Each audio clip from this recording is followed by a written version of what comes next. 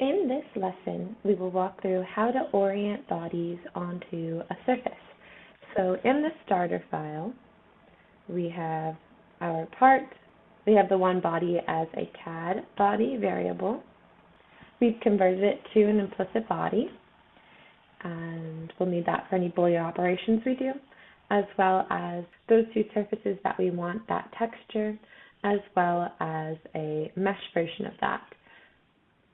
So currently these are two faces, but when we stitch these CAD faces together, we will get one mesh, that mesh from CAD body, and we can also remesh the surface if we want, so that we have that more uniform mesh and we can control that edge length as well. So I'll add a new section, and this will be where we do our work. So I'll just label this Orient Object and minimize some of those inputs. And the first thing that I'll do is pick the location that we're going to add our body to. So I'm going to use our random points on a mesh, where our mesh will be this meshed surface, and let's just have 200 points. So anywhere we see these points on this mesh surface, that is where our texture, our body that we're orienting is going to go.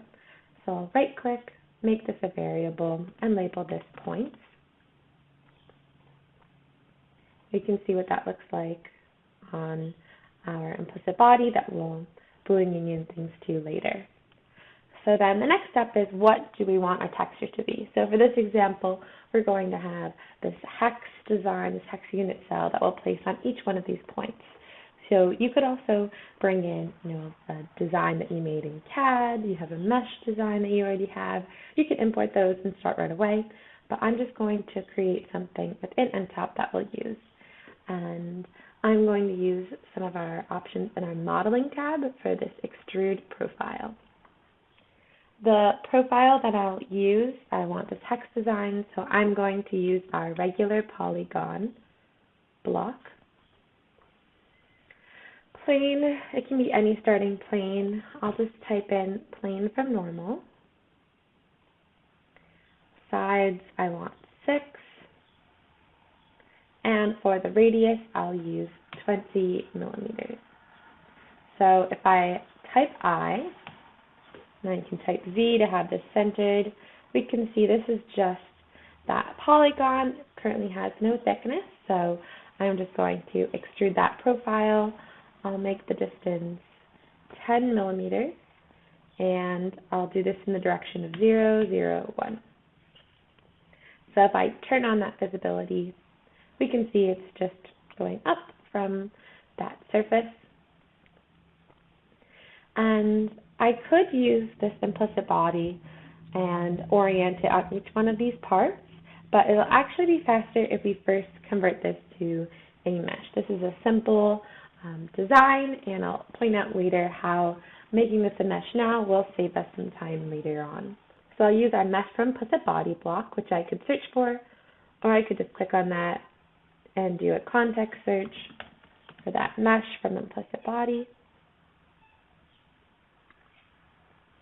I'll do a tolerance of 1, and I'll sharpen this and also simplify it so you can see it. We'll have a lot of triangles, has about 90% simplification. And I'll right click and make this a variable, which I'll label unit cell.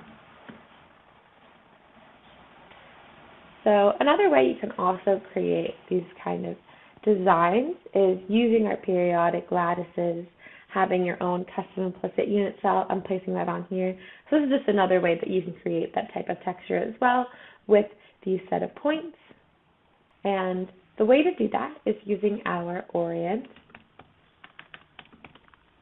Object block. So the object I want to orient is the unit cell. And the way this Orient Object works is we have a source plane and then where we want this to go, that destination plane. So I'll start with the plane from normal. Let's go back to just viewing our unit cell. And this is at that bottom surface of our unit cell.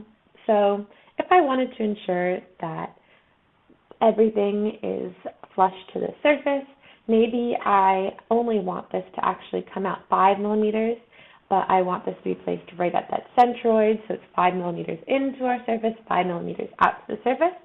Then what I could do is go into our block details for our unit cell, into properties, into that bounding box, and choose that centroid as our origin for that source plane. And where I'm going to place this, I'll place in another plane from normal. And you can see it's just going to place this new object that's been moved right wherever that plane is. So if I move this plane over, it's going to be placed in the same way that the source plane was for our unit cell, so right at that centroid. So you could also play around with different locations that you want that origin to be, or even that normal to rotate that as well. But I want this to be at all of our points, so I can just drag and drop my points, and if I zoom out, everywhere that I have those points, we can see I now have that unit cell. And if I turn on my destination plane, so a lot of planes we have here, and the normal is all 0, 0, 1.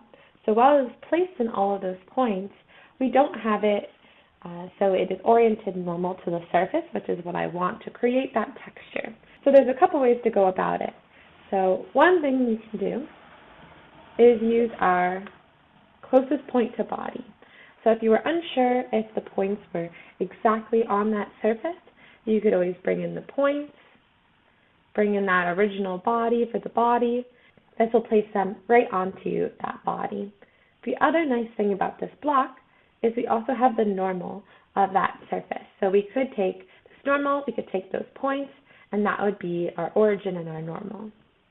Another way to go about this, if you are fine with that location of those points, is to use our evaluate field gradient.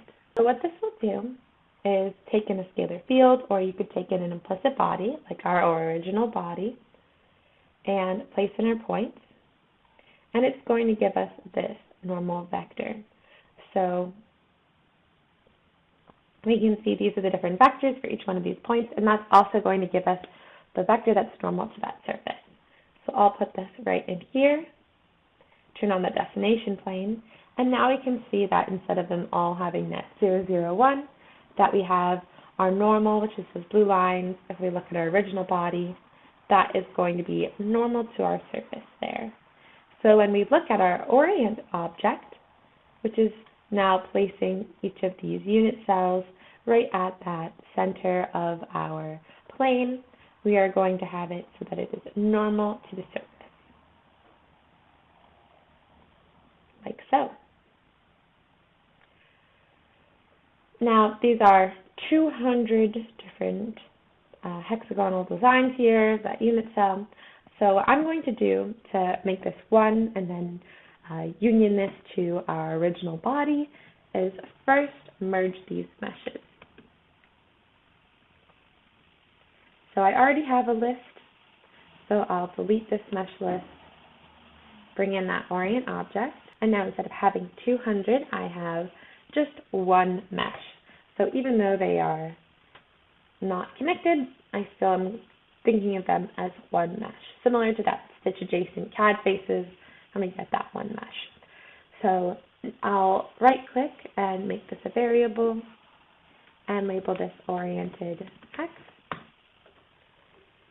And with our Orient object, we could have brought in an implicit, and it would have done the same thing, but we couldn't have done this quick merge meshes to get that one body. We would have had to bring in this Orient object into a Boolean union.